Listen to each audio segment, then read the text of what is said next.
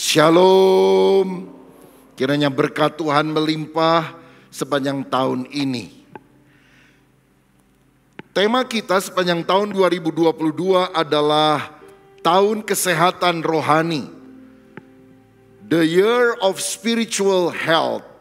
Karena di tengah masa pandemi di mana orang mengalami masalah, sakit secara fisik, mental, spiritual, kita justru harus bangkit memiliki kesehatan secara rohani yang akan mempengaruhi kesehatan jiwa, kesehatan tubuh, kesehatan keluarga, kesehatan finansial, dan yang lain. Dalam ibadah kemarin, awal tahun, saya menjelaskan perbedaan antara ciri orang yang sakit rohaninya dan orang yang sehat rohaninya. Ya, orang yang sakit rohaninya itu dengan akronim SAKIT, suka perkara duniawi, abaikan kekudusan, khawatir, iri dan dendam, terpusat diri sendiri. Sedangkan orang yang sehat rohaninya SEHAT, cirinya suka mengenal Tuhan, enggan berdosa, hidup beriman, ampuni dan kasihi, terpanggil melayani orang. Saya anjurkan saudara bisa menyimak ini melalui YouTube GBI Bethel untuk ibadah tanggal 1 Januari awal tahun tentang sakit rohani versus sehat rohani. Nah, hari ini saya ingin menekankan bahwa kesehatan rohani itu sangat berkaitan dengan sikap hati. Kalau sikap hatinya iri, dendam, kepahitan, kotor, maka kita tidak mungkin sehat rohaninya. Tapi kalau hati kita mencintai Tuhan, kita juga ingin hidup menyenangkan Tuhan, mengandalkan Tuhan, mengasihi, maka kita tentu sehat secara rohani.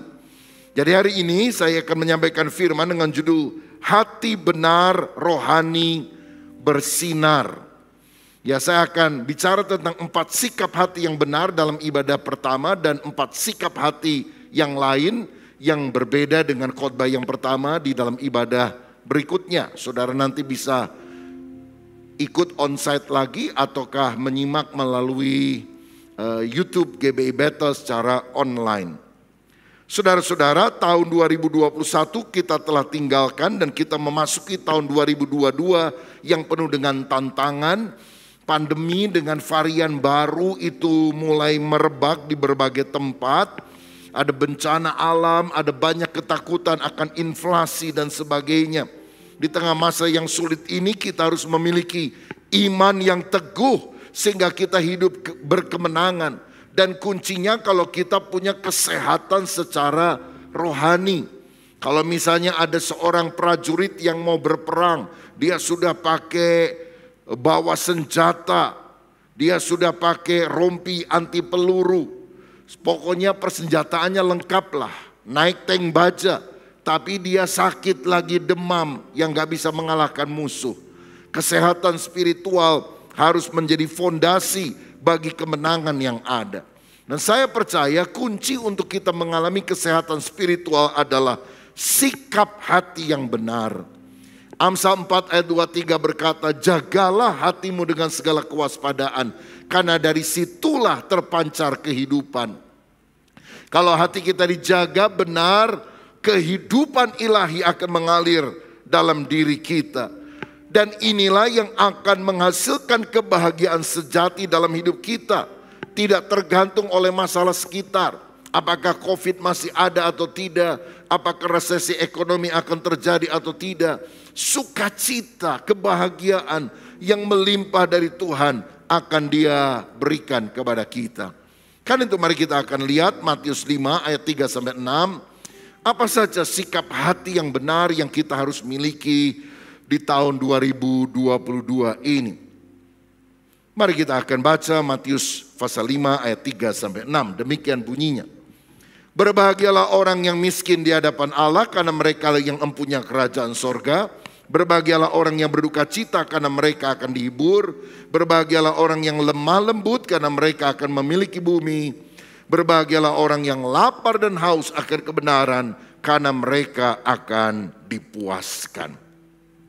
Yang pertama, kalau kita ingin sehat secara rohani, kalau kita ingin kuat menghadapi segala tantangan, kalau kita ingin berbahagia di tengah persoalan yang ada, kita harus memiliki hati yang rendah di hadapan Tuhan. Ayat yang ketiga tadi, berbahagialah orang yang miskin di hadapan Allah, karena mereka yang mempunyai kerajaan sorga. Ini bukan miskin jasmani, kere, gak punya apa-apa, malah menggantungkan hidup jadi benalu bagi orang lain. Tidak demikian. Yang dimaksudkan di sini adalah miskin di hadapan Allah. Itu adalah orang yang mohon belas kasihan dari Allah, mengemis pengampunan atas dosa-dosanya kepada Tuhan. Dia menyadari kalau dia diampuni, diselamatkan, bisa masuk sorga, itu bukan karena jasanya, amalnya, kebaikannya, tapi semata-mata karena anugerah Tuhan di dalam kehidupannya. Alkitab menceritakan ada seorang Farisi yang masuk berdoa, dan di belakangnya ada pemungut cukai yang juga berdoa. Orang Farisi ini dengan sombong berkata, Tuhan, aku bukan perampok, bukan orang lalim, bukan pezina. Aku berdoa dan berpuasa seminggu 2 kali. Aku membayar persepuluhan. Oh, rasanya dia orang yang sangat rohani kan, sangat spiritual. Tapi ternyata Tuhan bilang orang yang sombong itu pulang dan tidak dibenarkan. Saudara, harus dibedakan antara rohani dan agamawi. Orang yang agamawi melakukan ritual agama karena aturan, demi kemegahan diri. Tapi orang yang sungguh-sungguh rohani adalah orang yang sadar dirinya tidak mampu dan memohonkan anugerah Allah. Seperti pemungut cukai, dia pukul dadanya, dia bilang, Tuhan ampuni saya, aku orang yang berdosa, ampuni hidupku. Tuhan bilang orang yang merendahkan dirinya, itulah yang akan dibenarkan oleh Tuhan. Itulah maknanya miskin di hadapan Tuhan. Hati kita mesti rendah di hadapan Tuhan. Saya percaya ciri orang yang benar-benar rohani itu rendah hati, humble. Seperti Yesus yang rendah hati, dia pemilik sorga. Dia meninggalkan tahtanya, lahir di dalam kandang yang hina.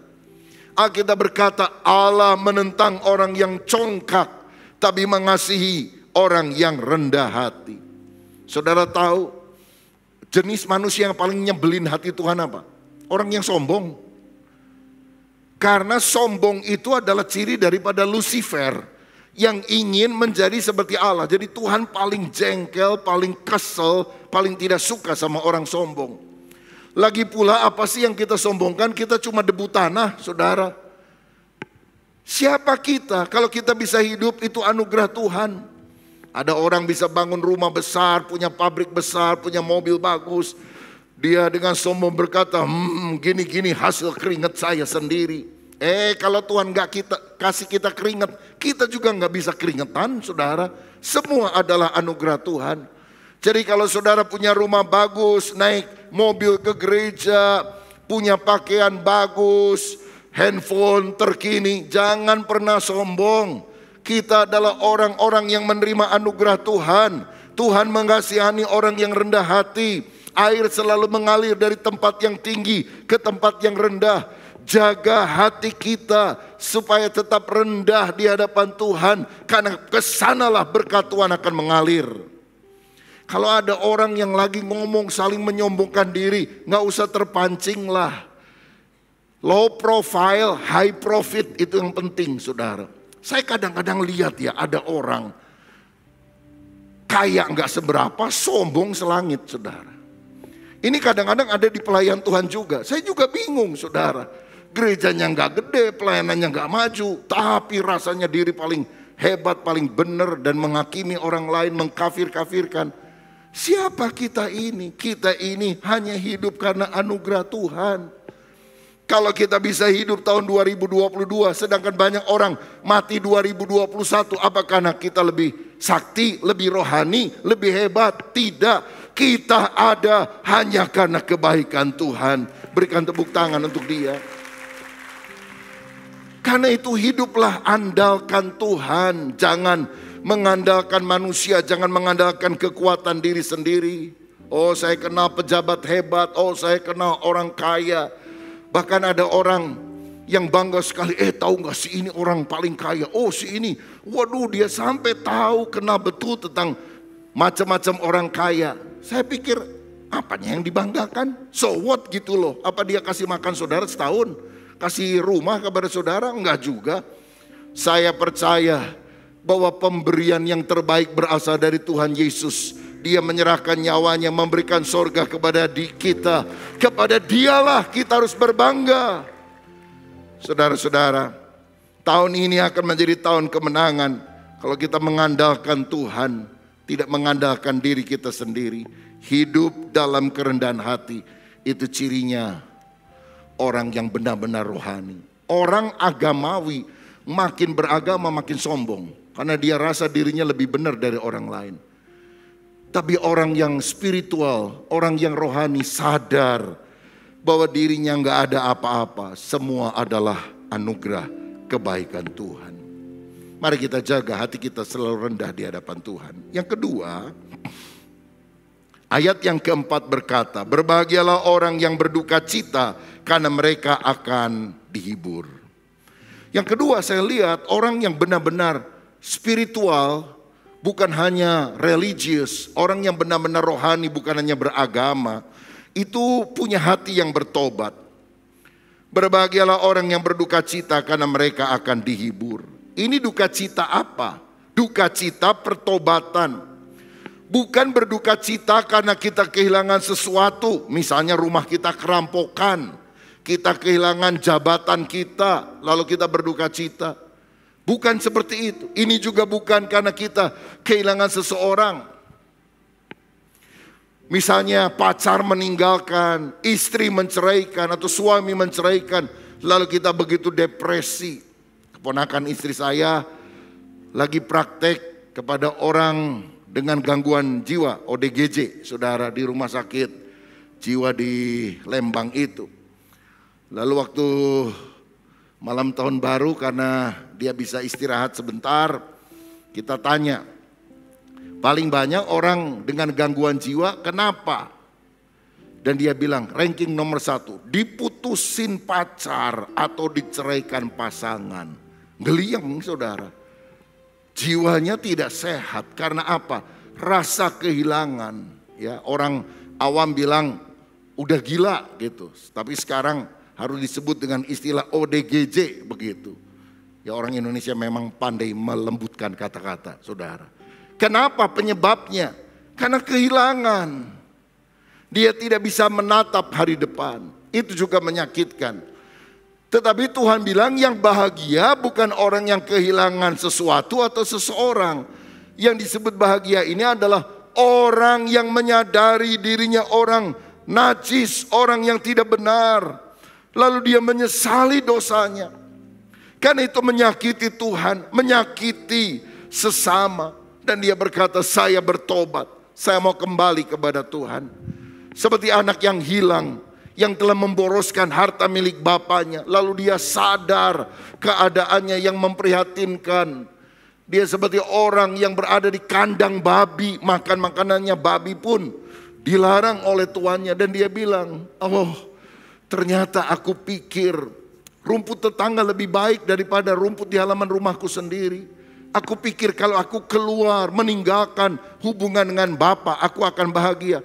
Ternyata aku sengsara, aku mesti balik, aku mesti minta ampun. Aku akan bilang aku gak layak jadi anakmu, jadikan aku budakmu saja. Tapi Bapa berkata, anakku, kamu telah mati tapi hidup kembali. Dia mengadakan pesta, memulihkan anak yang hilang ini. Saudara sekalian, bukankah sikap seperti itu yang selalu kita harus miliki? Kalau ada dosa-dosa yang kita lakukan pada tahun 2021 yang menyakiti hati Tuhan, mungkin orang lain tidak tahu, tapi itu menjadi pergumulan di dalam batin kita. Saya rasa sikap yang paling baik adalah sikap seperti anak yang terhilang. aku telah berdosa kepada Bapa. Aku enggak layak, tapi aku mau minta ampun dan bertobat. Daud pernah berzina dengan istri Uria yang bernama Betsheba.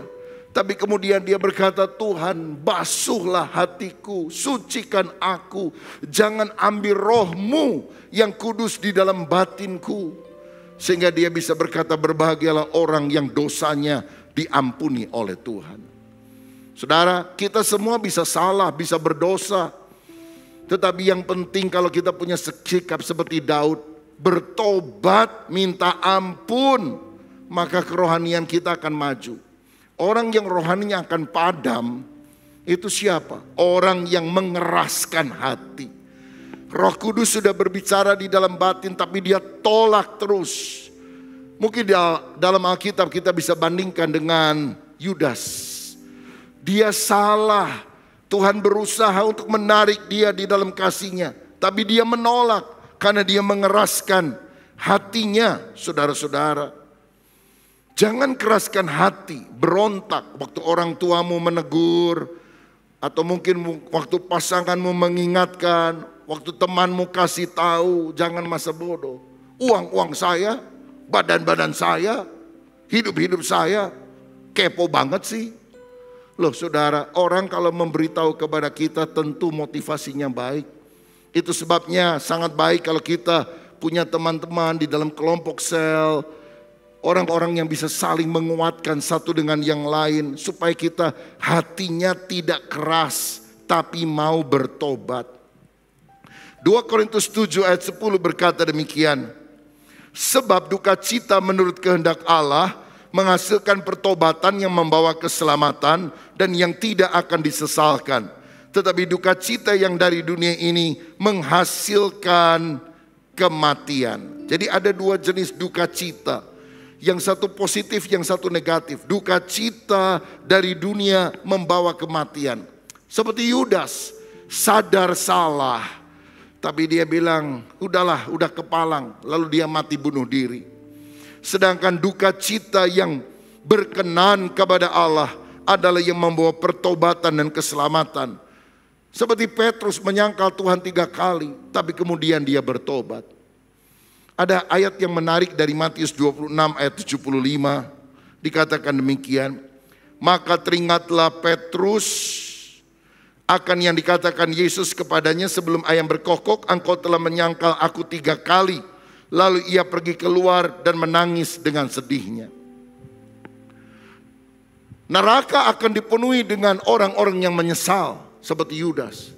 Sorga akan dipenuhi dengan orang-orang yang bertobat seperti Petrus. Yudas menyesal, Petrus menyesal. Apa bedanya?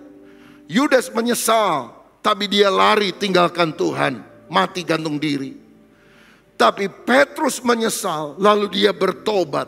Dan Alkitab berkata, dia menangis dengan sedihnya dan pergi keluar. Selama ini dia ada di lingkungan orang-orang yang menghujat Yesus, yang membenci Yesus. Dan karena itu dia terpengaruh. Dan kemudian dia menyangkal. Tapi ketika dia sadar perbuatannya menyakiti hati Tuhan, dia menyesal, dia menangis. Dan ada satu langkah yang luar biasa, dia pergi keluar. Apa gunanya saudara menyesal dan menangis kalau engkau tidak meninggalkan lingkungan kafir, kalau engkau tidak meninggalkan pergaulanmu yang buruk, kalau engkau tidak meninggalkan cara hidup yang sia-sia. Menyesal tidak menyelamatkan.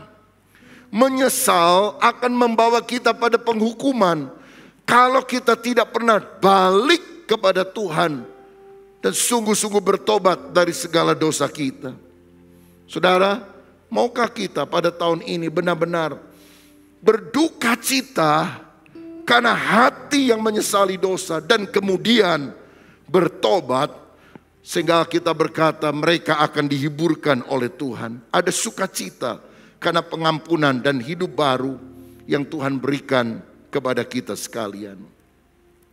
Orang yang benar-benar rohani bukanlah orang yang gak pernah salah, tapi orang yang bertobat dan tidak mengulangi perbuatannya ketika dia bersalah.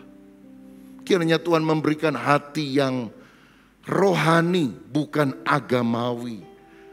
dalam menghadapi kehidupan ini. Yang ketiga, ayat yang kelima berkata, berbahagialah orang yang lemah lembut karena mereka akan memiliki bumi. Yang ketiga, orang yang benar-benar rohani itu cirinya hatinya lemah lembut. Artinya tidak liar, tidak berontak, tapi tunduk kepada Tuhan. Ilustrasi yang digunakan untuk bicara tentang hati yang lemah lembut ini seperti kuda liar di hutan yang bisa dikendalikan dengan kekang. Sehingga dia menjadi kuda yang jinak dan bisa diarahkan oleh tuannya. Tuhan juga mau kita jadi orang yang tidak liar. Dengan nafsu yang liar, bawa maunya sendiri. Berontak kepada Tuhan tapi taat kepada Tuhan. Ada orang yang hidupnya liar dari sudut pemandangan Tuhan, yaitu Saulus. Dia membenci kekristenan, dia membunuh orang-orang Kristen. Tapi ketika Tuhan menyampaikan diri dalam cahaya yang menyilaukan mata dan berkata, Saulus, Saulus, mengapa engkau menganiaya aku? Langsung dia tertunduk jatuh dari tunggangannya. Dan dia berkata, ya Tuhan, apa yang harus aku perbuat? Itu momentum pertobatan dia. Dia sadar bahwa Yesus adalah Tuhan. Dia tersungkur. Dan Tuhan berkata, aku akan memberitahukan tugasmu. Saulus berubah menjadi Paulus, Rasul Allah yang luar biasa. Natal yang baru saja kita rayakan mengingatkan kita juga pada seorang yang hatinya lemah lembut. Namanya Ibu Maria. Dia sudah mau menikah dengan Yusuf. Tetapi Roh Kudus, malaikat datang dan berkata, kamu akan melahirkan dari Roh Kudus. Saudara-saudara, impiannya buyar karena Tuhan mengintervensi dan memberikan sebuah tugas yang berat untuk dia. Tapi apa yang dikatakan oleh Maria? Aku ini hamba Tuhan, jadilah padaku menurut perkataanmu itu. Taat itu sulit, saudara-saudara. Tapi ketaatan mengandung berkat. Ketidaktaatan mengundang kutuk dalam hidup kita. Dan itu terjadi apakah hati kita lemah lembut di hadapan Tuhan. Bukan kehendakku, tapi kehendakmu yang jadi dalam kehidupan. Itu yang Tuhan mau di dalam kehidupan kita. Jangan kita berontak kepada pembentukan Allah. Seperti Saul, raja dalam perjanjian lama, itu berontak kepada kehendak Tuhan. Hatinya dipenuhi dengan iri, kebencian, bahkan kemudian roh jahat menguasai dia. Dia pergi ke dukun dan mati bunuh diri. Bayangkan, dia orang yang diurapi oleh Allah, tapi mengakhiri hidupnya tidak finishing well. Karena apa? Hatinya yang penuh dengan pemberontakan, hati yang keras, tidak lemah lembut. Tuhan mau kita hidup dalam kelembutan. Alkitab mengajarkan bahwa kelemah lembutan adalah buah roh. Ini adalah sifat Kristus yang harus nyata dalam diri kita, yang ditandai dengan kerendahan hati, menghargai orang lain, ada sopan santun dalam pergaulan. Alkitab berkata, hendaklah masing-masing menganggap yang lain lebih utama daripada diri kita. Bukan pemberang, mudah marah, dan juga pemberontak, saudara-saudara. Ada orang yang gampang marah, ngamuk terus dalam hidup. Dan ini tidak menimbulkan suasana yang indah di dalam keluarga. Saya percaya bahwa atmosfer di dalam keluarga itu banyak tercipta daripada sikap daripada wanita. Jadi kalau seorang istri, seorang ibu nggak gampang bete, kata-katanya baik, itu atmosfernya tenang, damai, sejahtera. Karena dia punya roh yang lemah, lembut, dan tentram yang sangat berguna bagi lingkungannya. Kalau suami diktator, istri gladiator, rumah pecah, saudara. Tapi ketika seorang wanita berkata, Tuhan berikan kelembutan hati, itu damai sejahtera akan mengalir. Saudara sekalian, apakah engkau ingin rumah tanggamu bahagia? Istri memegang peranan yang sangat penting, menciptakan keteduhan dengan roh yang lemah lembut. Jangan punya hati yang suka mau perang, maunya bikin ribut. Tapi biar hati kita lembut, penuh dengan damai sejahtera. Orang yang gampang marah, meledak akan rugi sendiri.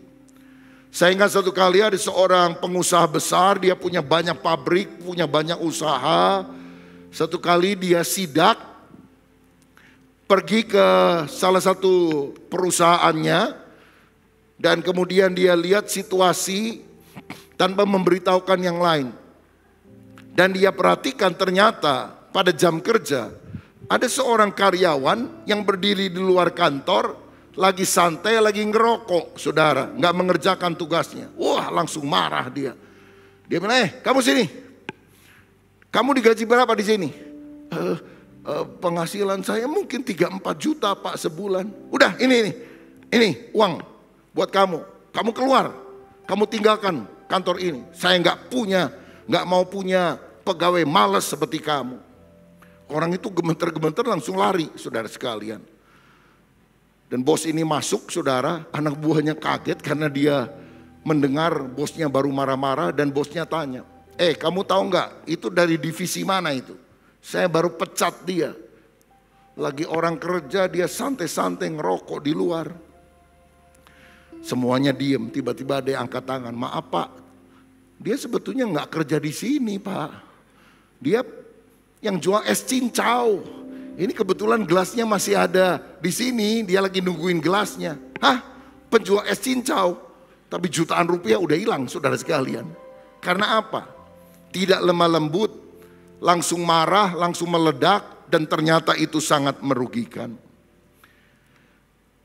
Nah, kita juga harus tahu bahwa kelemah lembutan itu berbeda dengan kelemahan.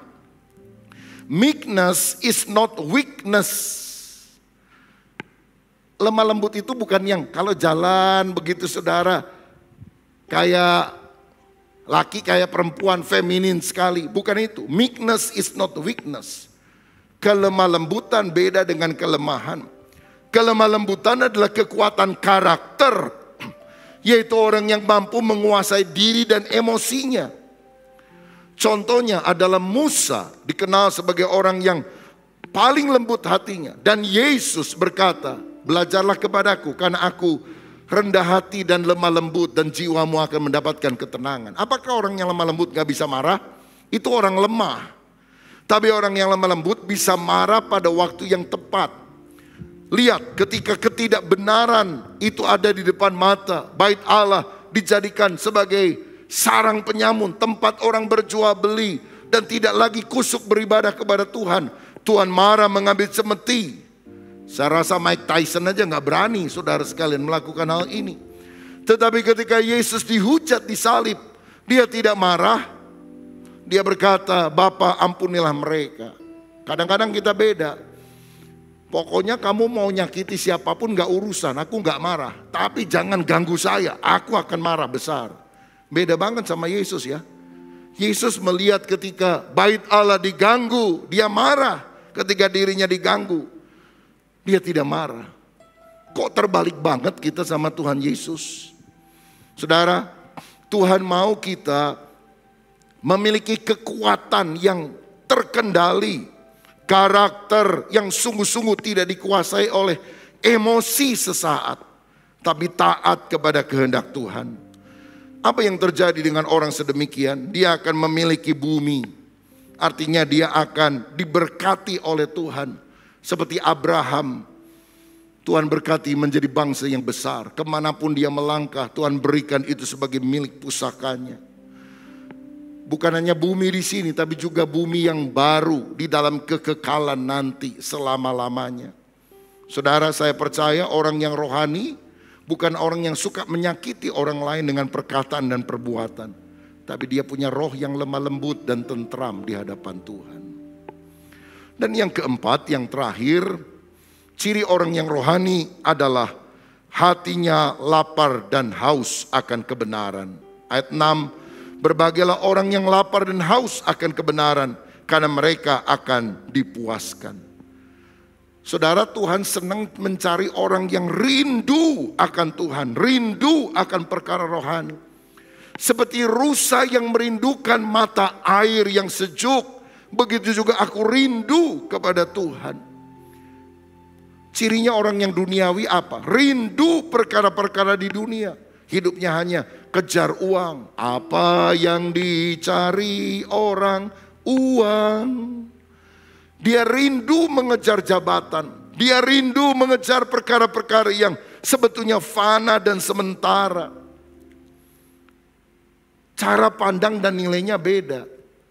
Saudara ingat ketika Yesus datang ke Betania, Marta sibuk melayani. Maria itu bukan pemalesan, saudara sekalian. Maria adalah orang yang fokus ketika Yesus datang. Aku gak mau sibuk dengan yang lain. Aku mau duduk diam di bawah kaki Tuhan. Mendengarkan perkataan-perkataannya. Karena perkataan Yesus lebih indah daripada hal-hal yang lain. Seperti Elisa. Ketika Elia mau terangkat naik ke sorga, Elisa mengikuti dia. Dan Elia tanya, kamu mau minta apa? Mau minta uang, minta rumah, minta jabatan? Dia bilang, aku hanya minta pengurapan double porsi. Tuhan mengurapi engkau luar biasa. Aku mau dipakai oleh Tuhan seperti engkau, bahkan 2 kali lipat. Beda sekali dengan hamba Elisa yang bernama Gehasi, yang justru mengejar Naaman untuk mendapatkan harta dunia. Gehasi mendapatkan harta itu, tapi dia kusta sampai matinya. Saudara sekalian, berbeda sekali dengan Elisa yang rindu pengenalan yang lebih mendalam akan Tuhan. Saya percaya orang yang rohani adalah orang yang hidupnya benar. Dia mencari Tuhan dalam doa dan firman, menjauhkan diri dari pencobaan yang ada, sehingga hasilnya dia akan dipuaskan oleh Tuhan.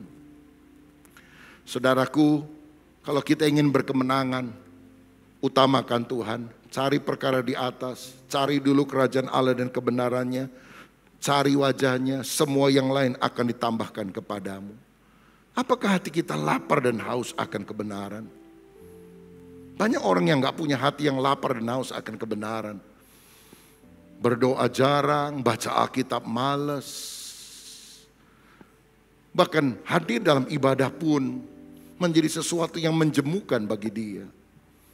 Maukah kita berkata, Tuhan, biar aku lapar akan perkara-perkara rohani. Aku rindu untuk mengenal Tuhan lebih. Karena yang saudara cari dalam hidup ini hanya perkenanan Tuhan. Aku hanya ingin Tuhan senang. Aku hanya ingin ketika Tuhan datang, Dia berkata kepadaku, baik sekali perbuatanmu hai hambaku. Terimalah kebahagiaan yang telah aku siapkan sejak dunia belum dijadikan. Saya ingat ada seorang anak yang dilatih piano oleh orang tuanya sampai menjadi pianis yang hebat. Satu kali dia mengadakan konser tunggal di kota tempat kelahirannya. Ada mungkin hampir 1.000 orang yang hadir menyaksikan konser itu. Waduh, dia mainkan lagu dengan pianonya begitu bagus, saudara sekalian.